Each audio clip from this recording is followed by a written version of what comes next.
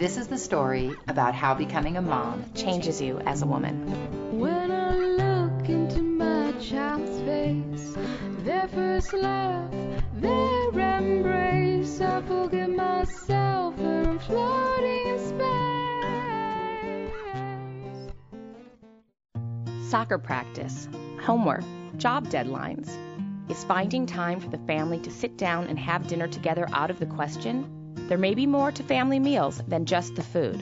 There's really only one designated family dinner. There's never really a true family dinner. At least like 4 or 5 nights a week. I grew up every night having a family dinner, and I think it's really important. Today we're talking to Dr. Linda Klinow, pediatrician and mom, about the importance of family meals as we discuss. Does your family eat dinner together?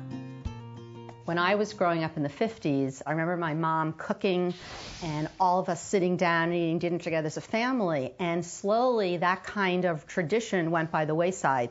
And not until the 1980s did researchers start looking at the importance of a family dinner. And we're not doing that now because now there's 2 incomes, people are working. Life got more complicated. We live in a very kind of fast food society, quick society, and everyone's on the run. So why is that so important? What happens at the dinner table? Well, if you start from the beginning when babies are born, the first pleasurable thing that a baby does is eat. And it bonds moms and babies. When babies eat, they make eye contact with their mothers, they look at them, and it provokes their first smile, and they're happy. So eating becomes a pleasurable thing. As the toddlers grow and they're sitting around the table talking to their brothers and sisters and their parents, they learn language skills.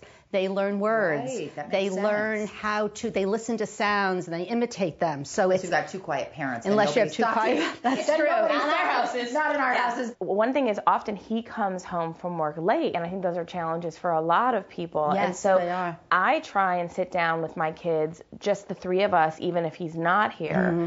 So are they still getting the benefits if the whole family's not sitting down? Yes, I mean, the other thing that you don't forget, there are a lot of families who are from one-parent households. I worked full-time when my kids were growing up, and we always ate very late. My kids just got used to eating dinner 7, 8 o'clock at night because we wanted to see them, and they never went to sleep anyway, so it didn't matter what time we Boy, not in my household. My husband's cracking that whip, like dinner at 5:30 to bed by 8. But, you know, I have friends that their husbands come home later, and so they give their kids dinner, and then they sit down with their husband later. So what's the sort of disadvantage to that? Well, I think even if the children have to eat earlier, it would be a good idea when dad gets home for the kids to sit down at the table with dad and mom while they're eating, and just even if it's 10 or 15 minutes, just talk so that they can connect. When my kids sat down to dinner, it would be the only time all day where we got to talk, and I could look at my kids and see if they were happy or sad.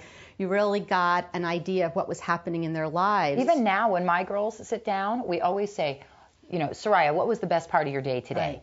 India, what was the worst part of your day today? My parents were divorced, and I was a teenager. I used to be a really good student, and my grades were going down, and no one noticed because I don't think that we were sitting down communicating. So how many times should we be eating? Well, a study from Columbia University showed that the kids who eat dinner less than 3 times a week with their parents have 2.5 times more chance of smoking marijuana and smoking cigarettes, and 1.5 times more chance of drinking alcohol. Wow. Okay, I'm on it. Well, we already eat 5 times a week. I'm doing breakfast, lunch, and dinner with my kids. And also, one of the things we didn't talk about is when children eat with their families, they tend to eat healthier foods. You put down the fruits and vegetables, and this is what's for dinner. And if they're seeing everybody eat the salad and eat the broccoli and eat the fruits, they'll go ahead and do that. We never have dinner without salad. We don't either. We always have a salad. I'm like, but I'm full. He's like, salad goes on the table. Yeah. Teenagers who eat with their families have much less chance of becoming obese or overeating, and they develop much more healthier eating habits. Sometimes it's really impossible for families to meet together at dinner time. And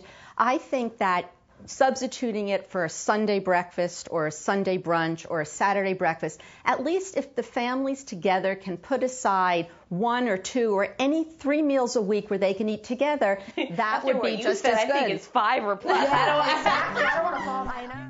Family meals allow us to sit down with our kids and find out what's going on in their lives. So you guys, tell me how your day was. My day was fine. Through good times and bad, it is a ritual that can help your family stay connected. And remember, we're all in this together.